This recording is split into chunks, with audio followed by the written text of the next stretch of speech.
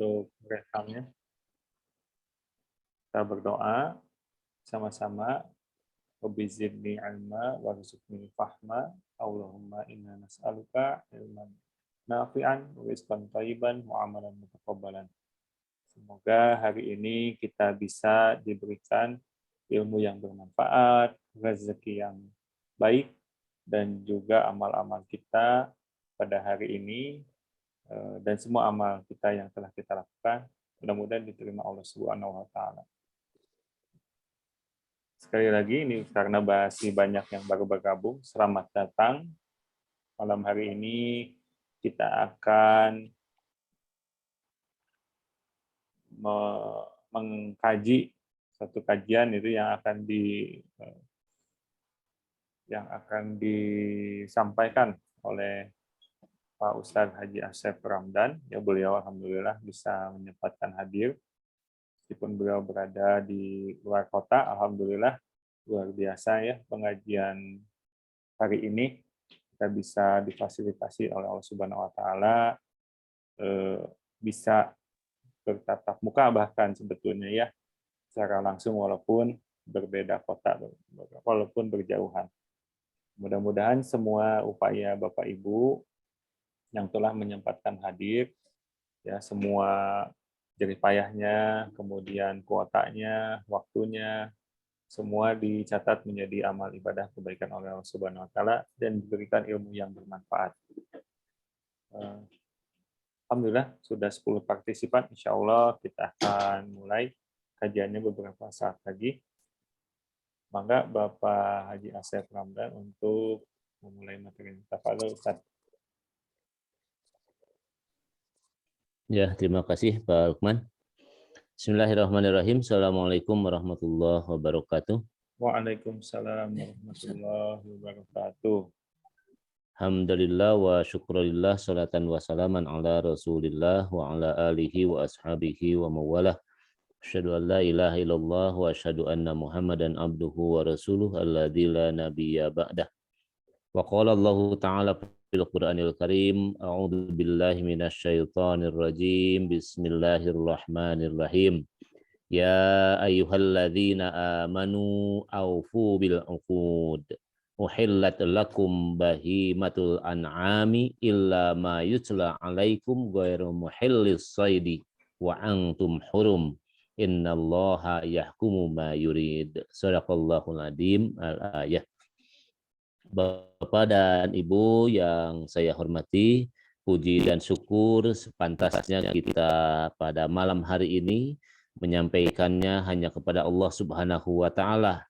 Ya, betapa tidak kita tetap diberikan kesehatan, diberikan kemampuan dan diberikan kesempatan oleh Allah Subhanahu wa taala tentunya di malam hari ini ya. Disampaikan tadi oleh Pak Lukman di mana akan terjadi pergantian hitungan tahun ya, Masehi atau Miladiyah. Nah, oleh karena itu pada malam ini seperti biasa karena kita punya kajian rutin dan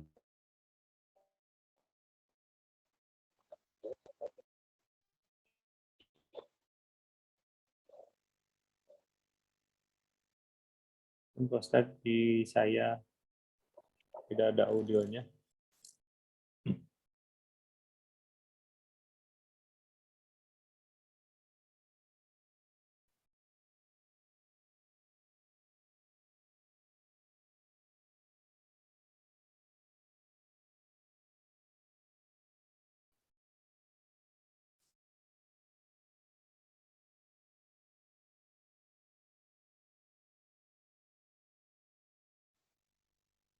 Assalamualaikum Ustaz. Ya, Bapak Ibu, mohon ditunggu mungkin jaringan di Garut kurang stabil juga. Nah, ini sudah masuk lagi, kembali masuk. Assalamualaikum Ustaz. Salam, mohon maaf terlempar nih. Mohon. Enggak. Yang sebenarnya supaya tidak tidak terlalu berat di jaringan koneksi, jadi saya mejeng sajalah, mohon izin. Enggak. Di off cam ini, mohon izin. Oke, ya saya lanjutkan ya. Sebelumnya kita berdoa kepada Allah Subhanahu wa taala ya, mudah-mudahan almarhum Pak Munir oleh Allah Subhanahu wa taala tentunya ada di dalam magfirah Allah ya, dan kembali ke pangkuan Allah Subhanahu wa taala, tentunya ada di dalam ridho segalanya. Kita berdoa saja, dan khusus untuk putrinya Pak Sudiono ya. Allahumma rabbana sadih bil ba'sya isfi anta syafila sifaan illa sifauka sifaan la yugadiru sakoma. Insyaallah cepat disembuhkan, dan kalau DB trombositnya biar cepat normal kembali. Amin. Nah, Ibu dan Bapak yang saya hormati, pada kesempatan ini saya mau mencoba saja masuk ya materinya itu ke masalah akad ya. Dan karena ini sudah banyak dipancing-pancing setiap pertemuan, itu sudah masuk ke wilayah akad. Tapi saya sudah mulai agak berani masuk ke akad karena pertemuan sebelumnya kita sudah menuntaskan tentang kepemilikan. Ya, jadi review sebentar bahwa seseorang bisa ya dan diperbolehkan memiliki sesuatu, gitu ya. Tidak mengapa gitu ya orang mempunyai kepemilikan, mau banyak mau sedikit ya, bagaimana takdirnya dia untuk mempunyai kepemilikan itu. Karena ada semacam pemutar balikan juga jargon, karena kita menjadi negara yang lama juga dijajah oleh Belanda. Stigma misalnya, umat Islam jangan kaya begitu, umat Islam jangan punya kepemilikan yang banyak ya, karena nanti kepemilikan itu akan menjadi sesuatu yang memang dia akan mengancam gitu ya, mengancam secara mas'uliyah, secara pertanggungjawaban di hadapan Allah Subhanahu wa taala. Saya rasa tidak salah pemahaman itu, tetapi bukan berarti sebuah ketidakbolehan begitu ya. Selama orang mempunyai kepemilikan, mempunyai sesuatu, dan dijalankan berada pada jalan Allah Subhanahu wa taala, dalam ridho Allah Subhanahu wa taala, ya itu tidak mengapa begitu. Bahkan Rasulullah menyampaikan sebaik-baiknya harta itu berada di tangan orang beriman begitu. Karena yakinlah kalau harta berada di tangan orang beriman tidak akan dipakai hura-hura, tidak akan dipakai macam-macam, apalagi misalnya dipakai untuk mendolimi orang lain. Saya rasa itulah ya. Tapi kalau misalnya harta itu berada di tangan orang yang bukan beriman, nah apalagi di malam tahun baru semacam ini, itu bisa tidak baik ya pengelolaannya dan sebagainya. Nah inilah tentang kepemilikan itu. Nah oleh karena itu seseorang bisa memiliki sesuatu. Nah kemarin ya bisa dari warisan, bisa dari pemberian, bisa dari hasil usaha. Nah yang akan kita bahas dalam kaitan fikih muamalah itu adalah seseorang mempunyai sesuatu itu karena akad. Gitu ya. Seseorang mempunyai sesuatu itu karena akad. Ya, jadi kalau kita para suami mempunyai istri, ya dari mana kita dapat istri? Kan nggak ada yang dapat istri warisan, gitu ya. Nah, kalau zaman dulu, zaman jahiliyah ada istri warisan. Kalau bapaknya meninggal kan begitu, bapaknya punya istrinya banyak, terus masih ada yang muda, cantik gitu ya. Nanti diperebutkan oleh anak-anaknya istri mantan bapaknya itu. Nah itu berarti dapat istrinya warisan. Itu dilarang ya, nggak boleh sama Rasulullah, diluruskan. Walau bagaimanapun itu adalah ibu ya, walaupun bukan ibu kandung, tetapi itu menjadi ibu dan istri dari bapak kita.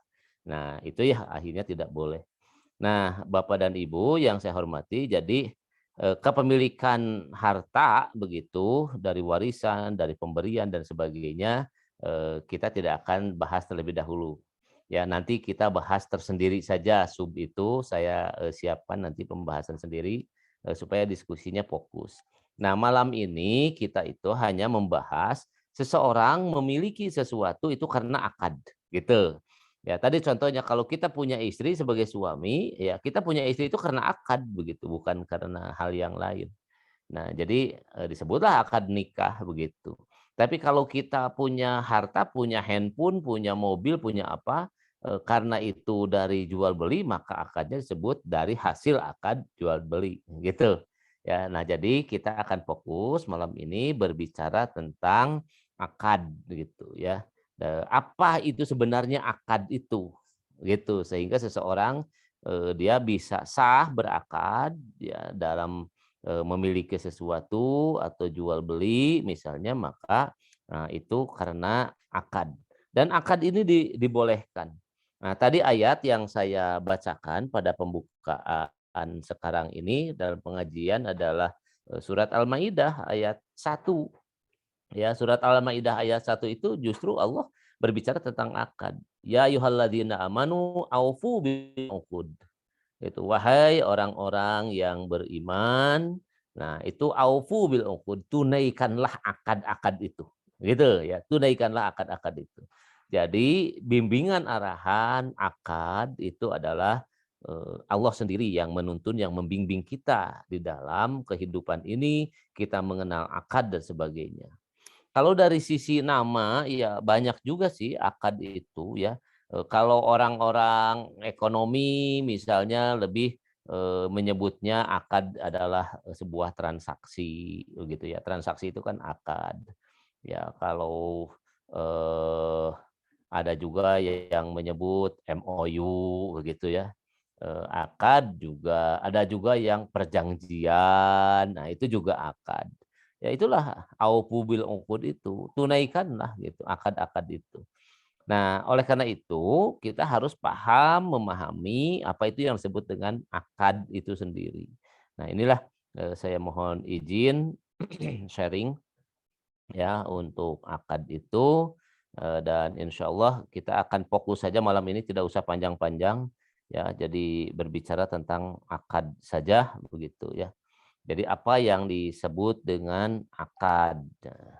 Nah, jadi Ibu dan Bapak, akad itu adalah ar-rabtu baina itrafis syai'i sawaan akana robaton hisiyan am ma'nawiyan min janbin aw min zanibain. Jadi yang disebut akad itu adalah ikatan gitu.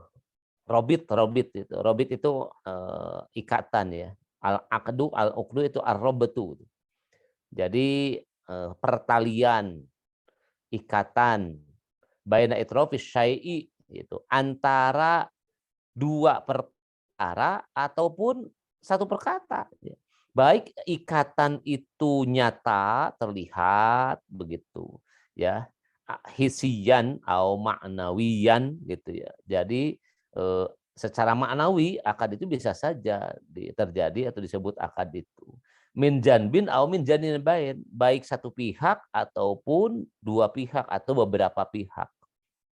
Jadi akad itu begitu. Nah, kalau disederhanakan oleh kita bahwa akad itu adalah pola hubungan atau ikatan ya yang dilakukan oleh manusia di mana orang itu melakukannya baik dohir, nyata gitu ya, atau secara maknawi, atau dia itu satu pihak atau juga beberapa pihak. Nanti kita akan bahas dari definisi ini apa yang dimaksud dengan pihak-pihak itu, gitu. Apa yang dimaksud dengan pihak-pihak itu? Bagi Bapak dan Ibu yang sering ya mempergunakan atau melakukan akad ini, misalnya kalau di kita ya nanti pihak-pihak itu ada pihak satu, pihak dua, begitu ya. Ada pihak tiga.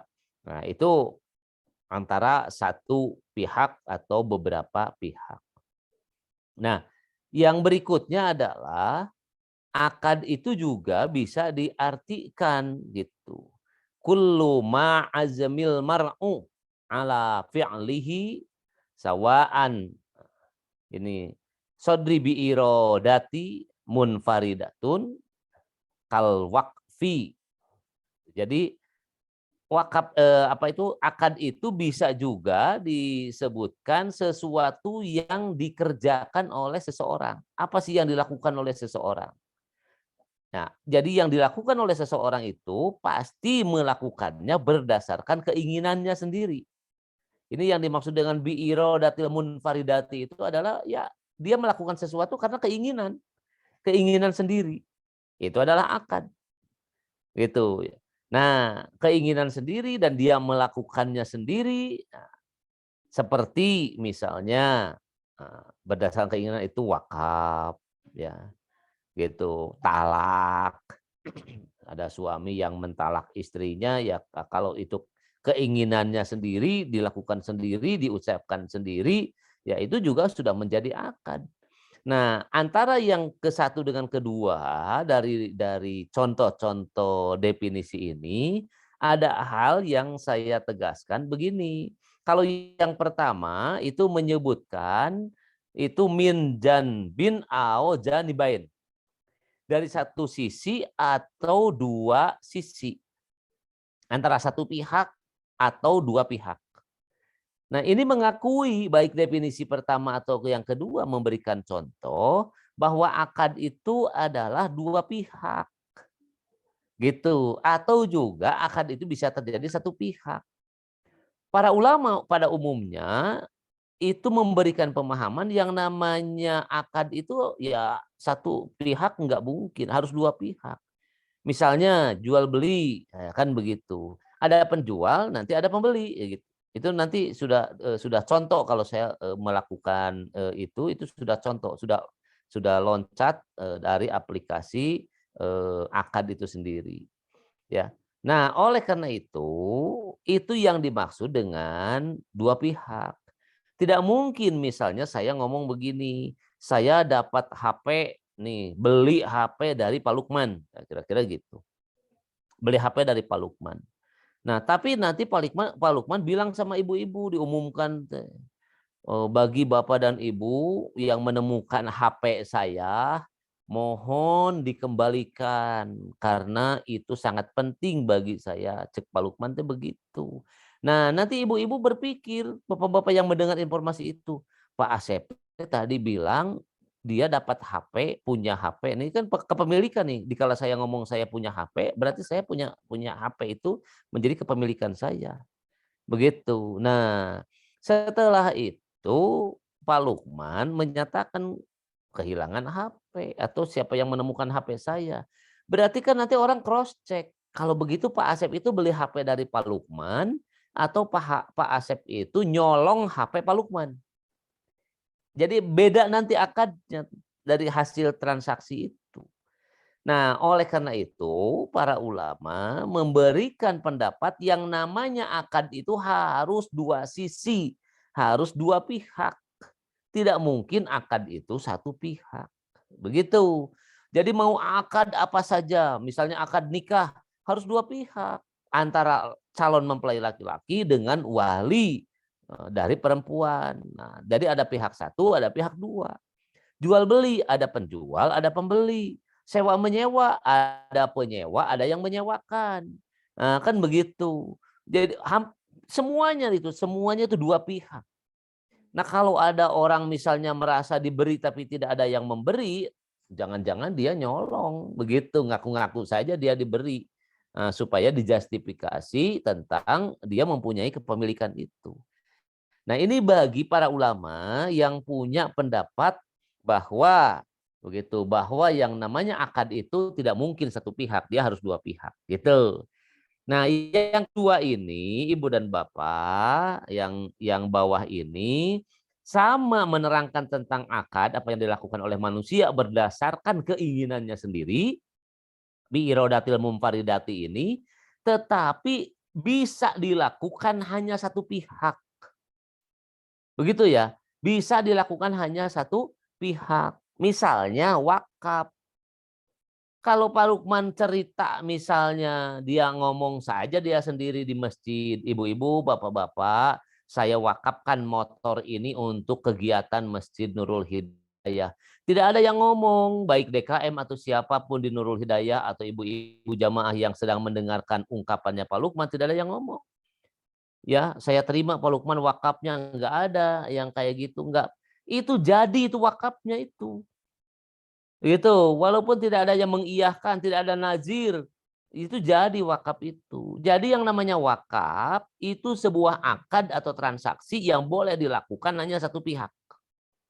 Itu kata sebagian ulama yang yang mengkanter pendapat ulama yang lain yang menyatakan bahwa akad itu harus saja dua pihak, gitu. Contoh kedua, talak, gitu ya. Ini kal wakfi wat talak ya. Nah, ini tolak nih. Tolak juga satu pihak. Kalau suaminya ngomong saya talak kamu, nah gitu kepada istrinya, jatuh enggak talak? Jatuh kalau suami ngomong kayak begitu. Lantas kata istrinya, "Mas, aku enggak mau ditalak, aku masih cinta kepadamu." Ya enggak bisa kalau suaminya udah ngomong kamu ditalak berarti jatuh talak. Tidak diiyakan oleh istrinya, itu sudah jatuh talak. Nah, akad-akad yang semacam ini, Ibu dan Bapak, akad-akad yang semacam ini dipahami itu tidak harus terjadi dua belah pihak, gitu. Nah, Ibu dan Bapak, kembali kepada definisi yang pertama yang menyatakan yang namanya akad itu harus dua belah pihak. Nah, mereka mengkoreksi yang namanya wakaf, yang namanya talak itu tetap dua pihak walaupun bukan manusia yang mengiyakan. Tapi yang namanya kalau orang berakad tentang wakaf, maka wakaf itu tujuannya adalah untuk mencari keridhaan Allah dengan hartanya yang dikeluarkan dari kepemilikannya untuk dipergunakan kepentingan umum, maka hakikatnya dia bertransaksi dengan Allah. Gitu. Jadi pihak satunya adalah orang yang berwakaf, maka Allah menjadi pihak kedua. Karena tujuan dari wakaf itu bukan kepada manusia, tetapi transaksinya langsung dengan Allah. Artinya kalau begitu tetap saja dua pihak antara manusia dengan Allah. Gitu. Talak sama. Karena yang namanya perempuan, dia menjadi seorang istri dari suaminya, itu dinyatakan oleh Rasulullah wastahlaltu. Nah, bikalimatillah. Maka kamu sekalian halal bergaul dengan istri-istri kamu bikalimatillah karena kalimat Allah. Nah, kalau ada suami yang menceraikan istrinya, mentalak istrinya, walaupun dia ngomong sendiri tetap jatuh talak, maka itu hakikatnya dua pihak karena dia sedang bertransaksi, berakad dengan Allah Subhanahu wa taala. Kesimpulannya kalau begitu, menurut ulama yang pertama tadi, semua akad itu tidak ada yang satu pihak, tetapi dua pihak. Cuma ada yang maknawiyan atau hisiyan. Jadi ada yang memang dohir-dohir, nampak jelas bisa dilihat oleh manusia dari transaksi akad itu. Ada yang maknawi, artinya semacam wakaf talak itu masuk kepada akad maknawi, di mana orang bertransaksi itu langsung dengan Allah Subhanahu wa taala. Gitu, Ibu dan Bapak yang saya hormati. Nah, oleh karena itu maka akad itu adalah irtibatu ijabi biqabulin ala wajhin masyru'in yasbutu atharihi fi mahalihi. Jadi inilah yang terjadi di dalam akad itu ya. Inilah yang terjadi di dalam akad itu. Nah, oleh karena itu, Ibu dan Bapak yang saya hormati, yang namanya akad itu adalah dua pihak. Begitu ya, tidak mungkin satu pihak. Nah, dengan demikian maka ikatan yang ditetapkan dengan ijab dan qabul berdasarkan ketentuan syara, maka inilah yang disebut dengan ijab qabul, itu adalah bagian dari rukun akad. Nah, jadi inilah irtibatu ijabu biqabulin ala wajhin masyru'in yasbutu asarihi fi mahalihi. Jadi yang namanya akad itu adalah sebuah ikatan yang ditetapkan dengan ijab dan qabul berdasarkan ketentuan syara yang berdampak pada objeknya. Nah, ini jadi antara pihak satu dengan pihak kedua, begitu. Ya, antara pihak satu dengan pihak kedua, maka disinilah yang namanya akad itu kuncinya adalah di mana orang begitu, di mana orang dia harus ada ijab, harus ada qabul. Nah, dengan ijab dan qabul itu memberikan dampak terhadap objek. Contoh, kalau dalam pernikahan, ya, dalam pernikahan ada ijab, ada qabul. Dalam jual beli ada ijab, ada qabul. Dua-duanya dalam contoh ini harus ada ijab dan harus ada qabul. Maka dengan adanya ijab dan qabul itu memberikan dampak terhadap objeknya. Apa objeknya itu? Kalau di dalam jual beli, objeknya itu adalah barang. Maka barang milik si A diijab kabulkan dengan si B, maka akan berpindah barang itu kepada si B dari si A. Ini yang dimaksud dengan dampak terhadap objek.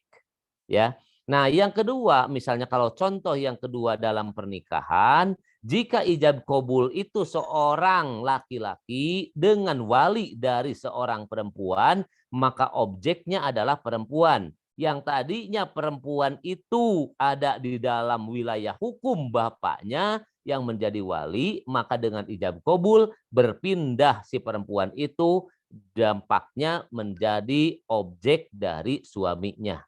Nah, inilah. Nah, walaupun dalam contoh pernikahan ini para ulama tidak sepakat semua yang namanya perempuan disamakan dengan objek barang.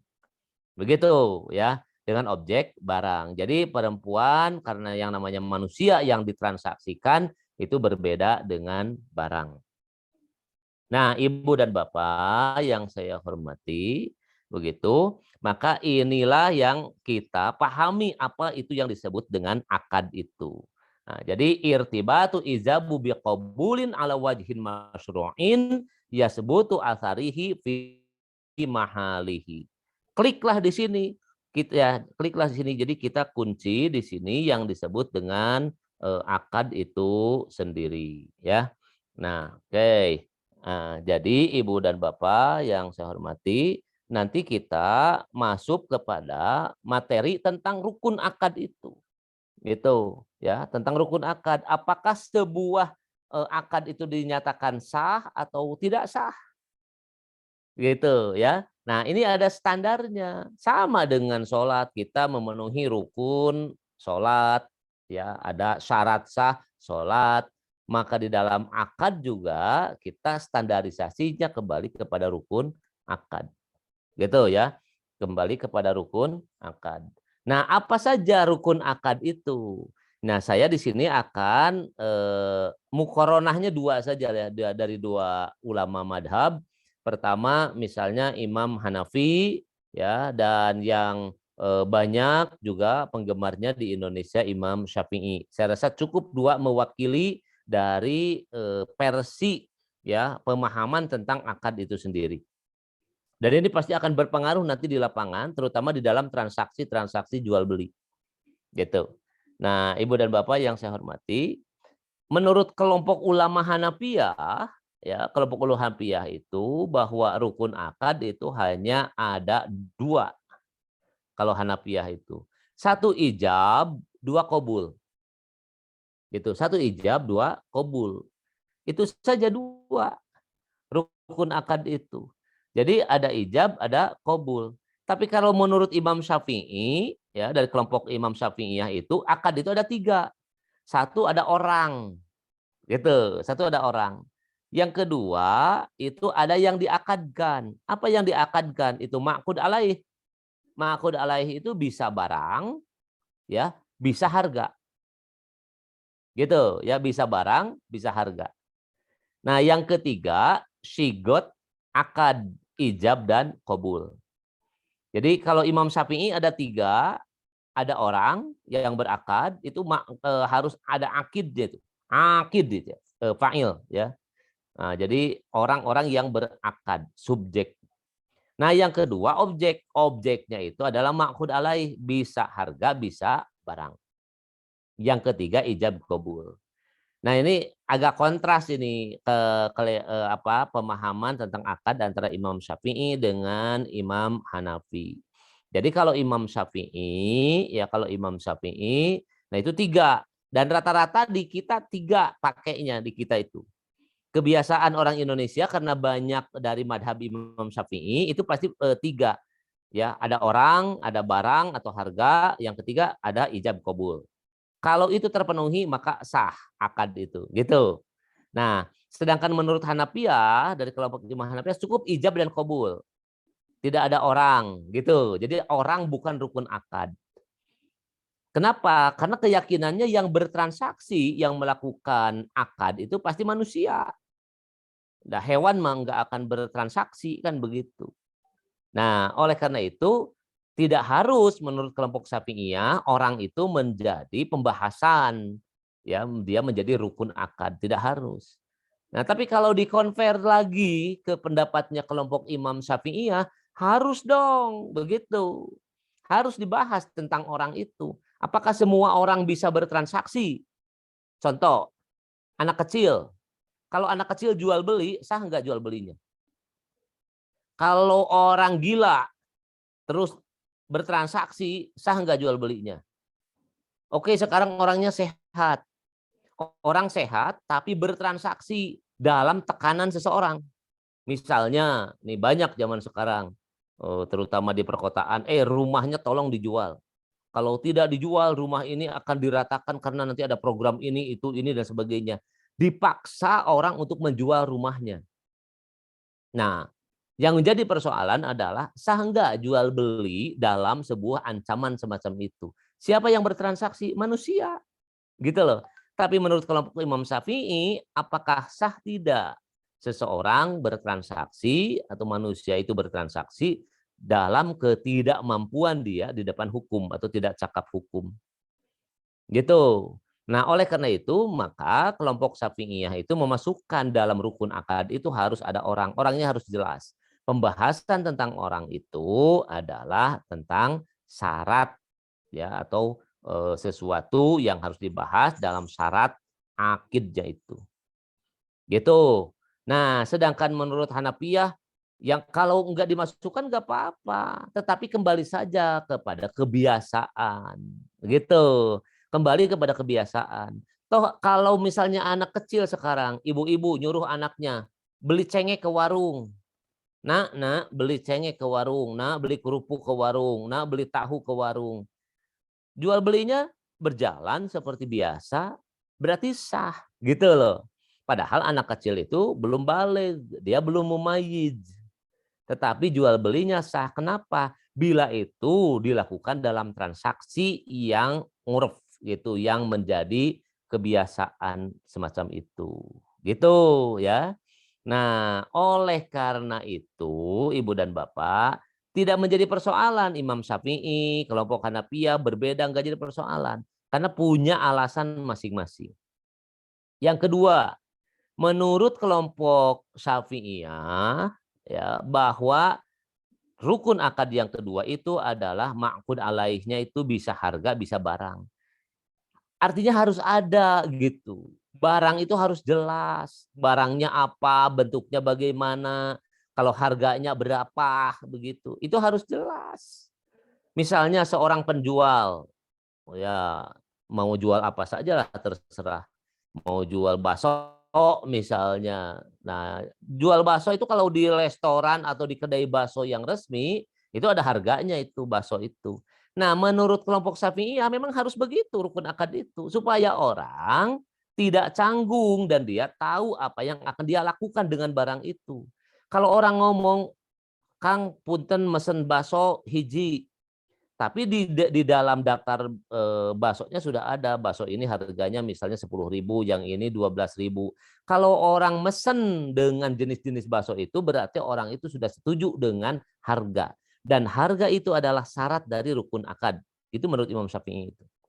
Nah, kalau kelompok Hanafiyah nggak apa-apa, nggak ada harga juga. Kembali saja kepada kebiasaan. Nah, ini kita saja misalnya nih sekarang rame ya di lapangan. Kopi misalnya, contohnya secangkir kopi. Berapa harga secangkir kopi? Ya kalau kita mejengnya di warung pinggir jalan, satu kopi, satu gelas 3.000, 3.500, paling mahal sampai 5.000. Kan begitu, variasi. Nggak apa-apa, begitu nanya sudah minum kopi, sudah habis, ngobrol ke itu ke dia dan sebagainya, baru nanya, Berapa Mang? Saya ini kopi ini 2 dengan teman. Nah, misalnya 10.000 2, ya sudah dibayar 10.000, berarti harganya 5 ribuan. Awalnya nggak nanya harganya berapa, tapi artinya kalau dia bayar itu sudah ridho sama ridho, maka di sanalah terjadi akad. Nah, gitu. Nah, ini menurut kelompok Hanafiyah nggak apa-apa, kebiasaan saja. Tapi begitu kita duduknya di kafe, gitu, di resto, di hotel, begitu nanya kopi 1 cangkir berapa, 25.000. Atau Starbucks itu kopi itu nggak mungkin 5.000, gitu loh. Lantas kita marah-marah, ngapain kopi secangkir wae 40.000. 25.000. Nah, gitu kan. Tidak usah kata kelompok Hanafiyah itu. Kembali kepada urep, kembali kepada kebiasaan. Levelnya di mana? Jangan disandingkan 5.000 1 cangkir kopi di pinggir jalan dengan yang di hotel. Karena itu eh, tidak, kalau anak-anak ngomongnya tidak apple to apple begitu ya, tidak sepadan. Nah, gitu. Tapi itu sah jual belinya semacam itu karena dia ada leveling yang memang ditempatkan di sana. Tapi kalau menurut kelompok Syafi'iyah, daripada orang nanti tertipu atau orang misalnya dia mencari kesempatan dalam kesempitan, tukang dagang kan suka ada saja lagi rame atau ada orang asing dan naon taikeun we harga dan sebagainya. Nah, itulah yang menurut Imam Syafi'i jadi cacat jual belinya itu. Akadnya itu jadi rusak gitu ya. Akadnya jadi rusak. Fasad itu. Nah, itu yang tidak boleh, makanya harus ada harga barang harus jelas gitu. Contoh yang kedua, pengaruh dari ma'qud alaih ini adalah Bapak dan Ibu, dikala misalnya menentukan barang, apakah barang najis? Nah, gitu loh. Ini contohnya yang ekstrim saja ya. Contohnya yang ekstrim.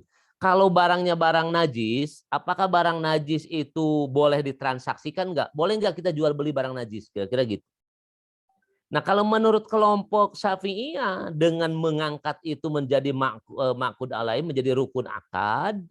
Nah, Imam Syafi'i berpendapat tidak boleh barang najis itu ditransaksikan. Gitu ya. Tidak boleh barang najis itu ditransaksikan, apalagi kalau barang haram. Nah, sekarang misalnya begini, ini jadi kebiasaan. Sekarang sudah menjadi kebiasaan terutama para petani lah ya, terutama para petani. Bapak dan Ibu di musim hujan begini itu mondar-mandir itu truk cold diesel yang pakai karung, bawa-bawa karung orea karena bekas pupuk atau bekas pakan ayam. Itu kalau tidak pakai terpal, tidak pakai penutup ya kalau musim hujan kayak gini, kalau saya bisa memastikan ya karena saya orang mobil juga, saya bisa memastikan bahwa mereka sedang mengangkut kotoran ayam yang disebut berak itu tai ayam.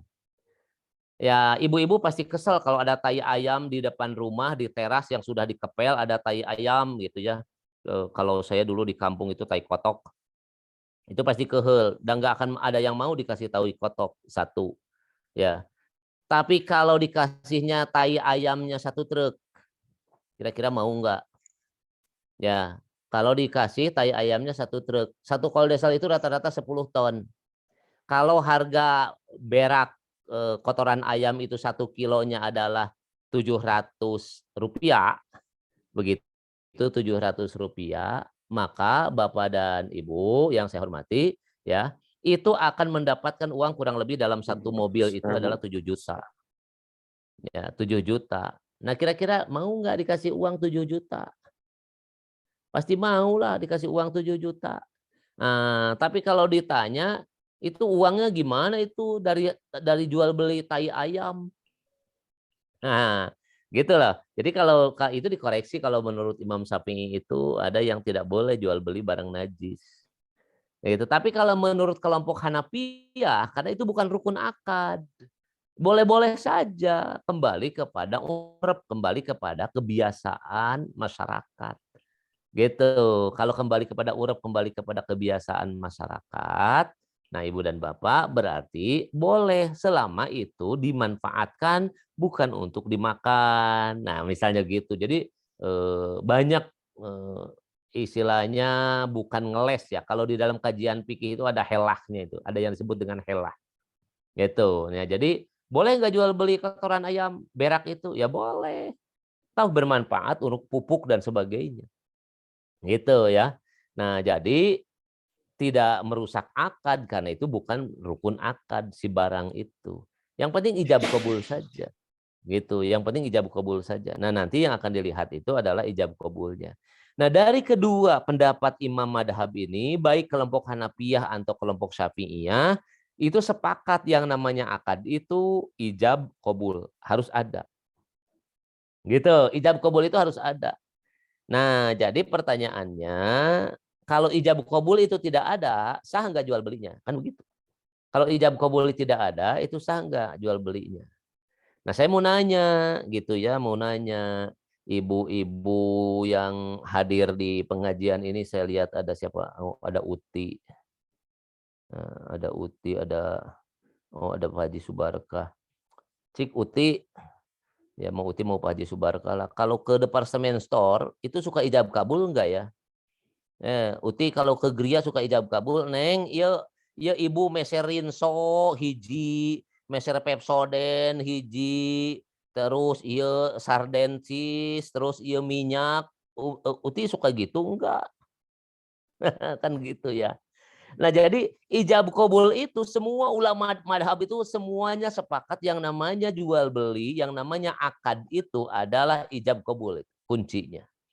Karena kesepakatannya ada di sana. Nah, kalau barang tidak ada di tempat, barang dan sebagainya itu kita masih bisa ikut pendapat kelompok Hanafiyah. Tapi kalau yang namanya ijab kabul itu pagar terkuat itu semua imam madhab semuanya mewajibkan ijab kabul itu ada.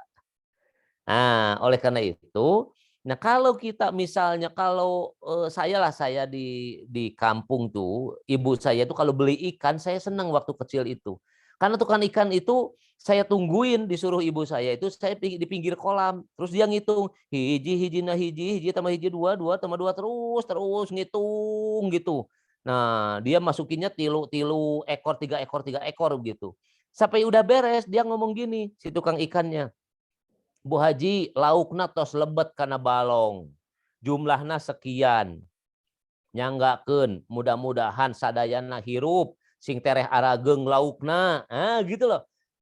Ibu saya lantas ini kasihkan uangnya katanya. Saya kasihkan. Terus dia ngomong nampi artosna, iya nyanggakeun artosna kata ibu saya kata tukang ikan nampi artosna Bu Haji dua-duanya berdoa itulah hijab kabul. Nah, kira-kira gitulah kita di zaman sekarang itu suka melakukan itu enggak? Kan gitu pertanyaannya ya. Nah, kalau ijab kabul tidak terjadi dalam kehidupan kita hari ini dalam transaksi apapun, maka kepemilikan barang yang kita bawa itu adalah fasad itu, ijab kabulnya itu akadnya itu fasad rusak gitu. Gitu, akadnya jadi rusak. Nah, oleh karena itu yang harus kita cari itu bagaimana ijab kabul itu tidak boleh ditinggalkan oleh kita.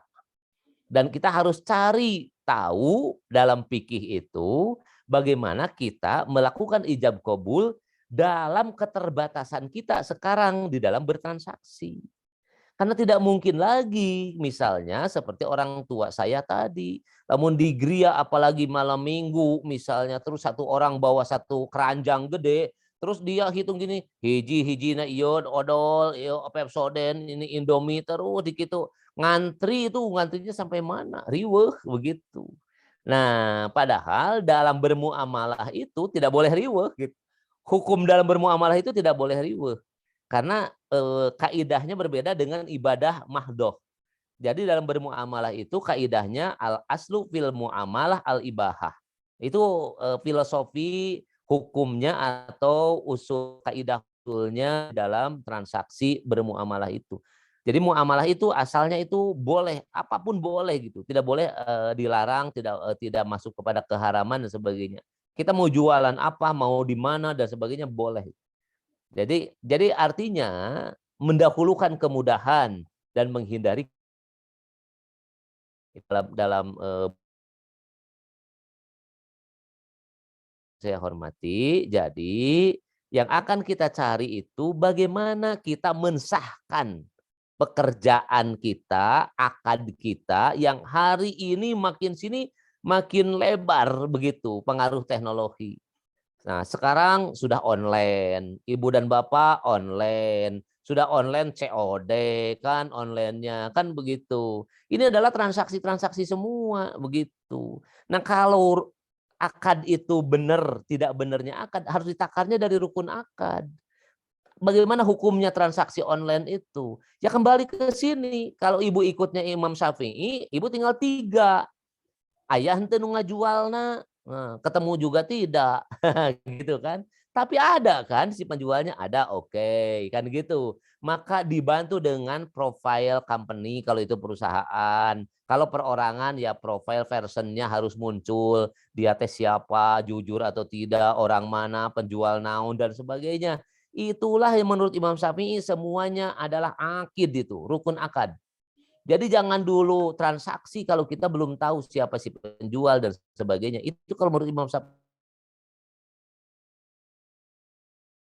dari terjadinya sesuatu yang tidak diinginkan, misalnya penipuan, gitu, riba dan sebagainya. Itu kita hindari semua dengan cara kita mengetahui orang. Itu kalau Imam Syafi'i.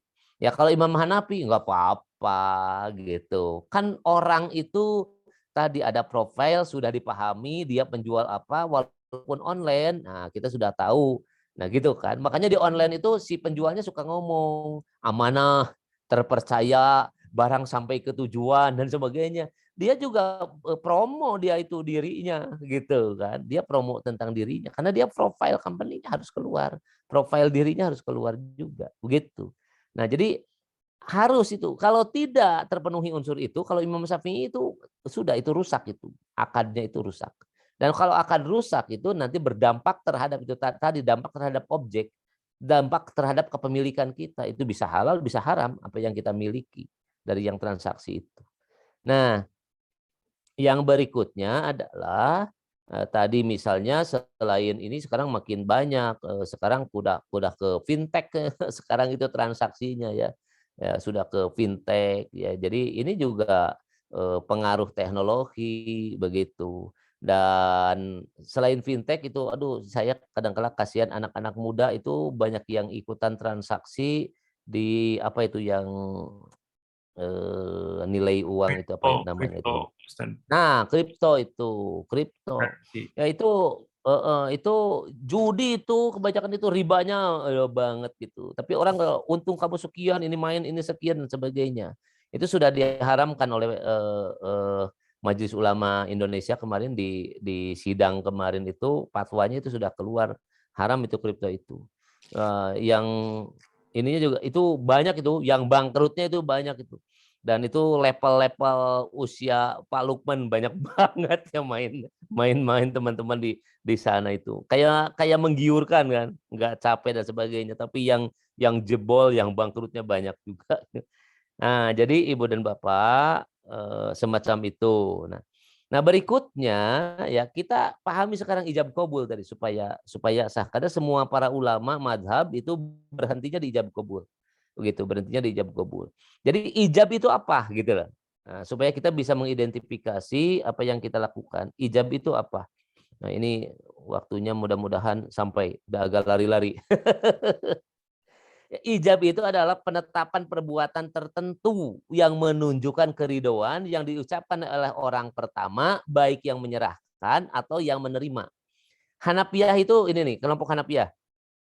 Yang namanya ijab itu adalah penetapan perbuatan yang menunjukkan keridhaan, baik itu diucapkan oleh orang pertama, ya, yang menyerahkan barang atau yang menerima. Pokoknya orang tertentu yang menunjukkan keridhaan dan ngomongnya duluan. Contohnya begini, saya sebagai pembeli, Pak Lukman, saya beli deh HP Pak Lukman ya oleh saya ngomong begitu. Berarti saya itu ijab. Nah, dalam kondisi yang sama, misalnya contohnya masih tetap HP, Pak Lukman yang ngomong duluan. Pak Asep, minat nggak nih HP saya mau dijual? Pak Lukman yang ngomong duluan. Maka Pak Lukman itu adalah ijab. Jadi menurut kelompok Hanafiyah, ijab itu tidak dilihat siapa yang punya barang. Gitu loh. Siapa yang punya barang, tetapi yang dilihat siapa yang ngomong duluan. Kalau saya yang ngomong, Pak Lukman HP-nya dong, saya beli deh. Nah, berarti saya ijab. Tapi kalau Pak Lukman, Pak Sep, minat nggak HP saya mau dijual? Pak Lukman itu ijab. Padahal yang punya barang itu adalah Pak Lukman. Gitu loh. Itu Hanafiyah. Qabul orang yang berkata setelah orang yang mengucapkan ijab. Jadi kalau kata saya ngomong tadi, Pak Lukman HP-nya saya dibelilah sama saya. Kata Pak Lukman, oh mangga Pak.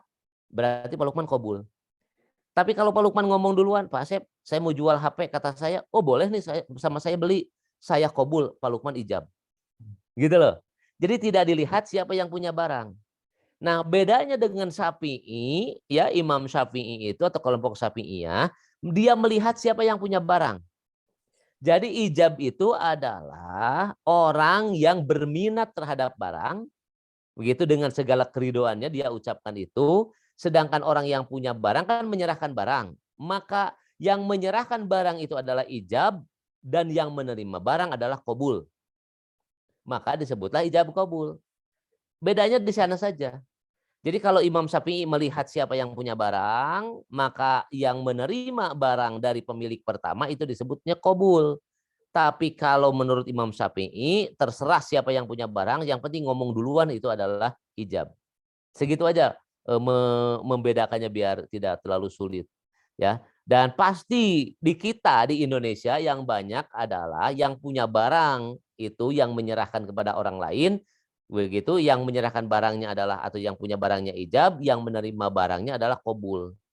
Makanya di dalam pernikahan pun yang ngomong duluan itu adalah yang punya barang. Siapa? Wali dari anak perempuan. Dia yang ngomong. Saya nikahkan Anda kepada anak saya, mas kawin sekian dibayar kontan. Baru qabul. Siapa qabul? Mempelai laki-laki. Terima nikahnya saya dengan anak bapak, Neng Anu, mas kawin sekian dibayar kontan. Selesai. Itu Imam Syafi'i. Nah kalau mau mengambil Imam Hanafi dalam pernikahan, boleh saja yang ngomong duluan itu adalah si mempelai laki-laki.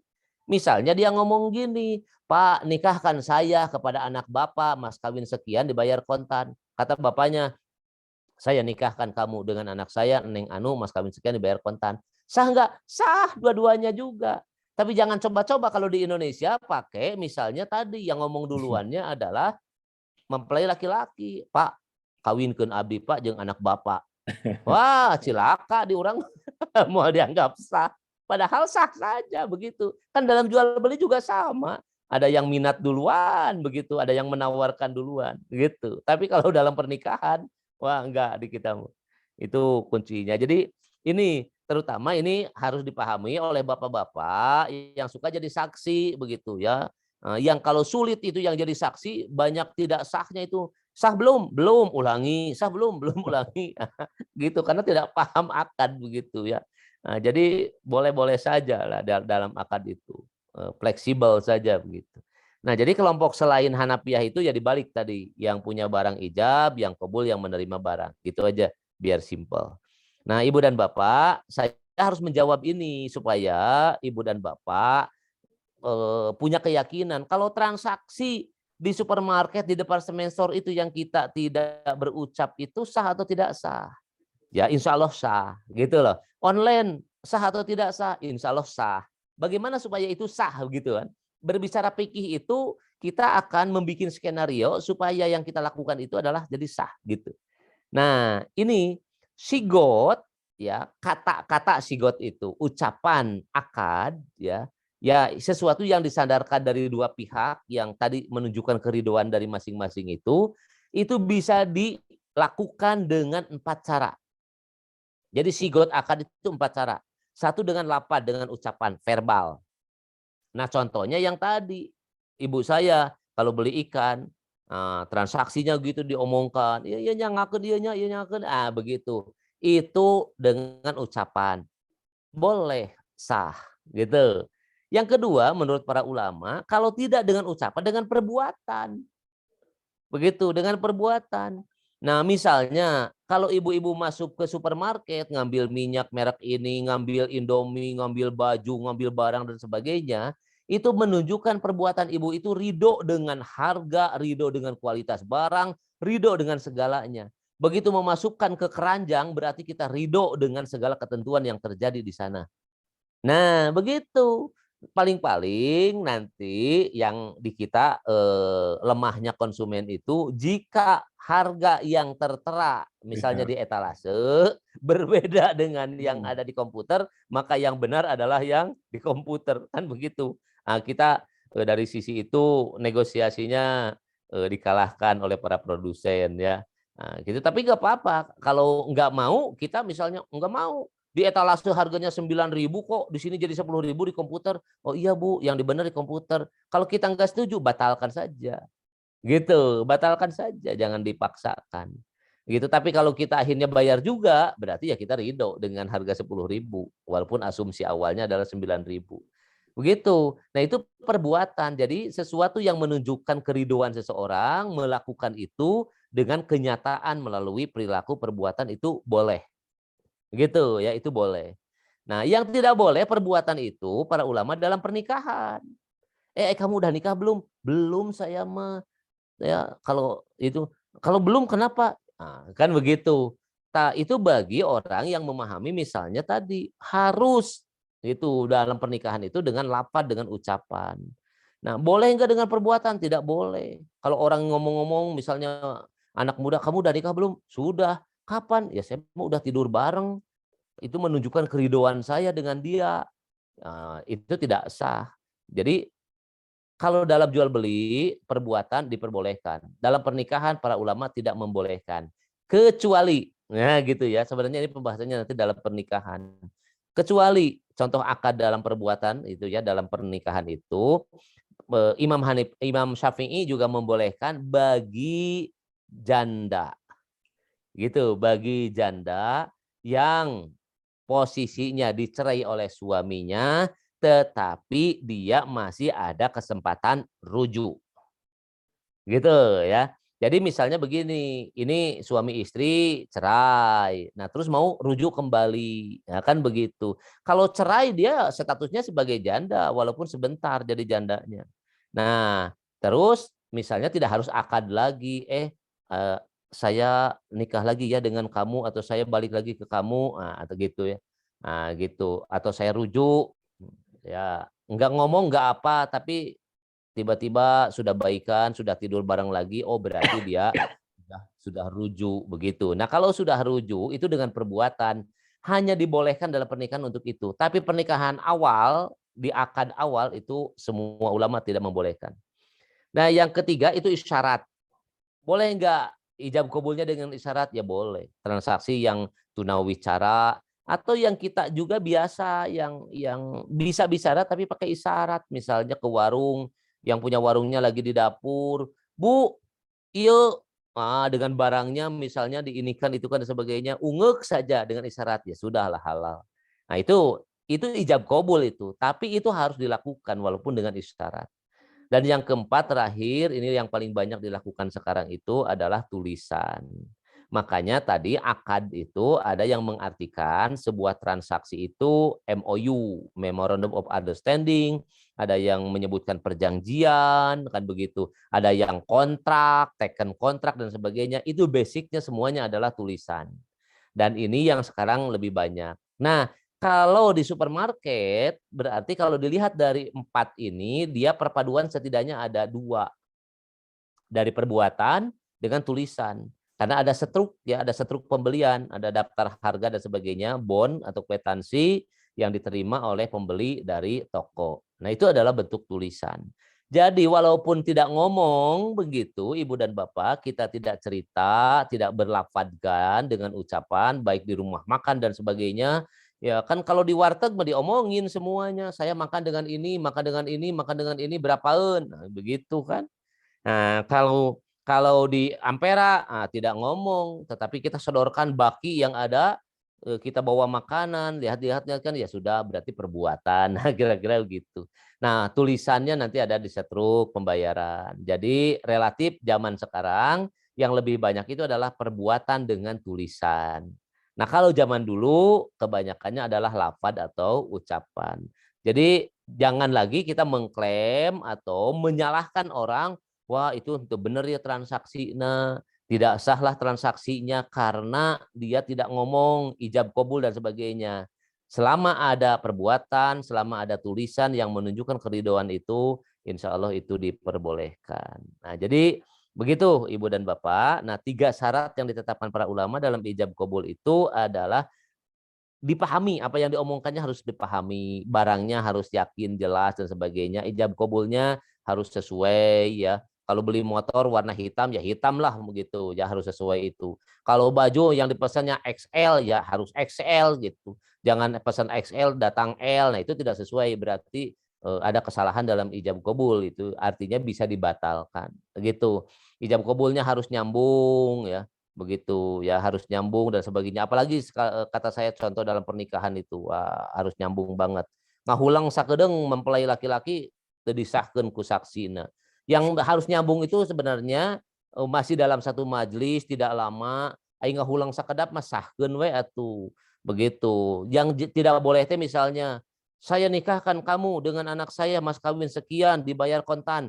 Anu lalakina teh ngarokok heula begitu, ngopi heula, nanti dijawab kumaha ya teh, oh iya pak saya terima nikahnya, namun gitu-gitu teuing mah jangan lah. Gitu ya yang dimaksud nyambung itu. Tapi kalau di dalam jual beli, saya yakin di pasar baru itu saya sering lihat ibu-ibu, Kang ini berapa Kang, 50.000, 35 lah, tak acan tiasa neng, atau saya 35, pergi we kata tukang jualannya, neng sini mangga we sanak 35, pergi dia itu, padahal tadi nawar 35 enggak diambil. Artinya itu sudah pisah majelis dan tidak nyambung lagi ikat, nah, itu sudah tidak sah gitu ya. Nah jadi itulah yang harus kita perhatikan di lapangan ya Ibu dan Bapak. Saya rasa sudah jam 9. Nah Pak Lukman, saya off saja dah di sini, kalau ada yang didiskusikan mangga. Oh, Wallahu a'lam bishawab. Assalamualaikum warahmatullahi wabarakatuh. Waalaikumsalam warahmatullahi wabarakatuh. Alhamdulillah, eh, materinya luar biasa ya. Jadi kita sudah mendapatkan pencerahan tentang akad dalam kepemilikan barang. Alhamdulillah. Jazakallahu khairan katsiran. Barakallahu fiik Pak Ustadz Asyad Ramdan. Eh, ya, udah jam 9:10. Sebetulnya ada beberapa mungkin yang saya tadinya mau tanyakan tapi ternyata sudah dijawab. Bapak Ibu barangkali ada yang mau bertanya atau kita cukupkan saja mungkin ya. Ustaz mungkin satu kalau boleh ini. Tadi saya Mangga, mangga. yang ini Mangga, mangga. kalau transaksinya kalau diwakilkan misalkan kan oleh sales atau karyawan atau admin gitu. Padahal konsumen kan transfernya langsung ke ownernya, pemilik barangnya juga barang punya pemilik itu gimana ya mensifatinya itu kan? Ya. Wakil gitu atau gimana? Ya, iya itu bagian dari rukun akad sebagai akid itu orang. Wakil itu adalah orang dari yang punya gitu ya, perwujudan dari yang punya, cuman dia mewakilkan. Nah, hanya para ulama wakil inilah harus akad dulu. Sama akad dulu antara yang misalnya yang punya barang. Tolong pangjualkeun. Nah, gitu ya. Berarti dia sudah sepenuhnya memberikan perwakilan kepada orang yang diminta untuk menjadi wakilnya. Jadi sah itu, sah karena itu orang. Nah, cuman nanti dipisahkan itu di dalam macam-macam akad.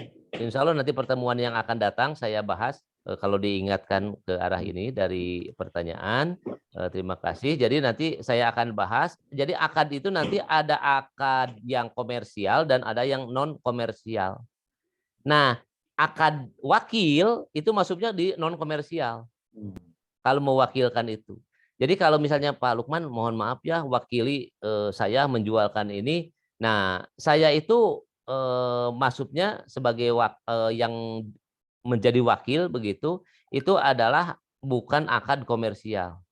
Yang komersialnya yang mewakilkan gitu, yang bertransaksi itu. Tapi yang menjadi wakil boleh mendapatkan upah.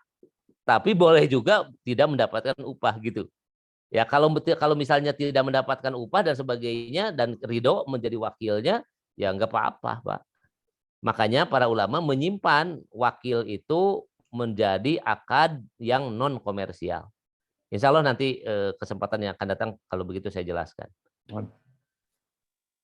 Jazakallah. Tapi pada dasarnya sah. Sah. Alhamdulillah. Enggak tuh Pak Asep, penginten ada kesimpulan sekarang penutup. Kan ada di kita juga misalnya gini, mohon maaf saya mewakili warga Randusari. Emang tisa hanya eta nu ngamandatkeun mewakili Randusari gitu loh. Artinya kalau ada yang ngomong gitu tetapi tidak ada yang memandatkan dia menjadi Randusari, ya omdo itu. Dia ngaku-ngaku menjadi wakilnya orang Randusari gitu. Itu yang tidak boleh, Pak.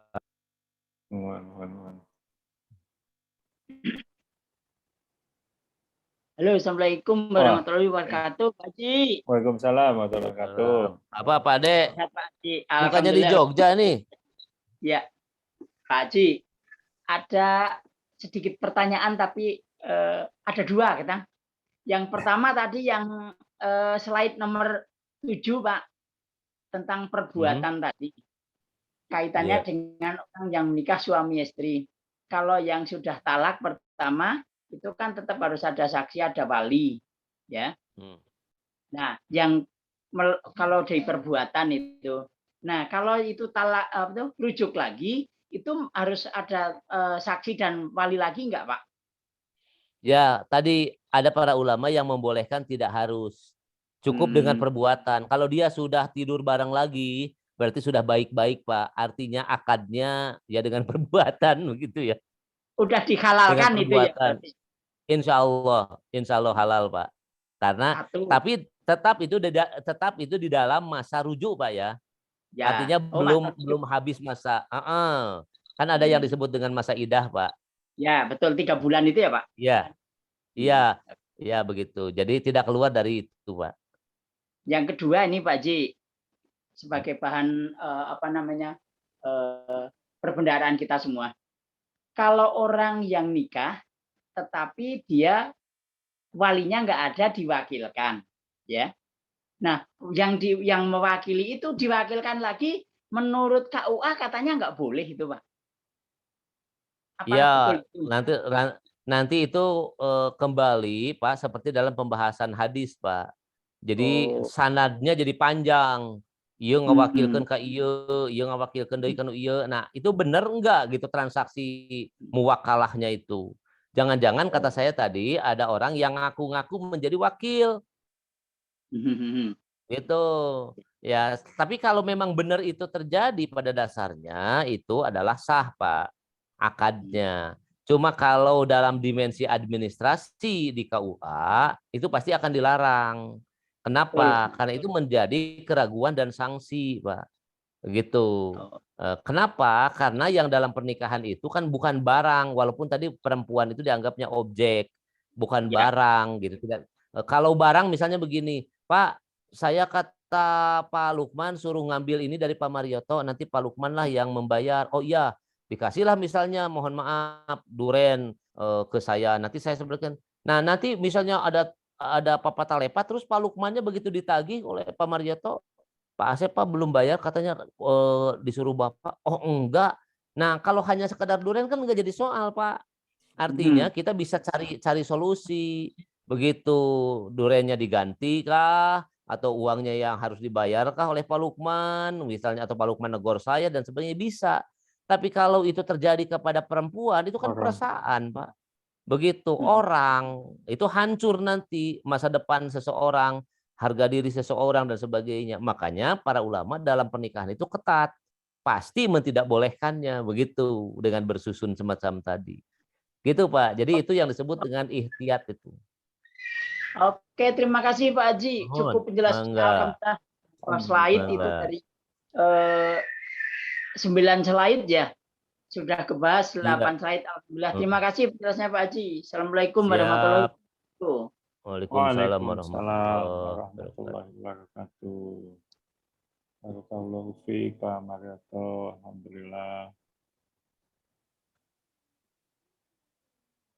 Sangat penginten pamit aya deui Pak Ustad, kami aya kesimpulan sareng penutup. Ya, closing sajalah. kemungkinan ibu dan bapak juga banyak yang ada acara keluarga ya, pada ngumpul, pada libur. Enggak usah malam-malam.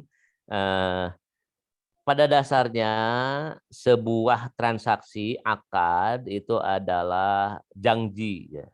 Dan janji itu harus ditepati. Inilah yang aufu bil uqud itu kata Allah itu. Selesaikan dan tunaikan akad-akad itu yang harus dilakukan.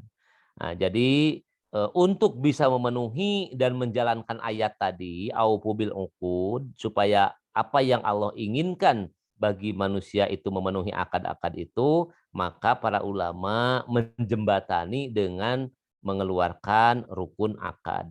Nah, rukun akad itu orang yang berakad, ada barang atau harga, dan ada ijab kabul. Inilah yang dipahami oleh kita. Selama itu terpenuhi, maka insya Allah apapun sah. Dan transaksi yang dilakukan yang mengakibatkan pindahnya kepemilikan seseorang, itu juga menjadi sah. Dan kalau itu makanan, maka dimakan oleh seseorang, maka itu menjadi makanan yang halal. Kan begitu. Ya, jadi ini efek jauhnya itu ya dari transaksi akad itu karena berkaitan dengan kepemilikan ya. Memiliki tahu, memiliki tempe, memiliki apapun ya. Tidak berpikir yang besar-besar saja begitu, memiliki rumah, memiliki mobil dan sebagainya. Sampai kepada hal-hal yang kecil itu basicnya adalah transaksi.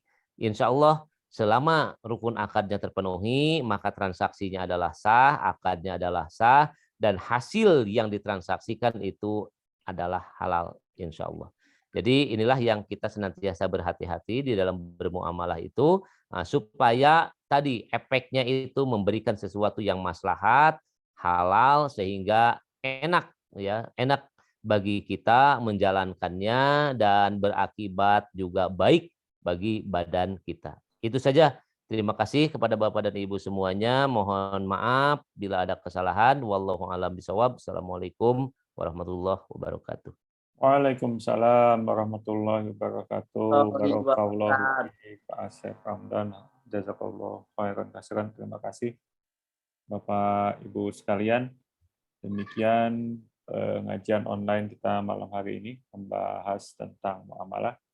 Insya Allah kita akan bertemu lagi di pertemuan yang akan datang. Semoga kita diberikan umur panjang dan kesehatan untuk bisa kembali mengkaji ilmu bersama-sama. Mari kita tutup kajian ini dengan ucapan istighfar, astagfirullahaladzim, dan doa kafaratul majelis. Subhanakallahumma wa bihamdika asyhadu an la ilaha illa anta astaghfiruka wa atubu ilaik. Atur nuhun untuk Bapak Ibu semua. Sampai ketemu lagi di kesempatan yang akan datang. Assalamualaikum warahmatullahi wabarakatuh. Waalaikumsalam Waalaikumsalam warahmatullahi wabarakatuh.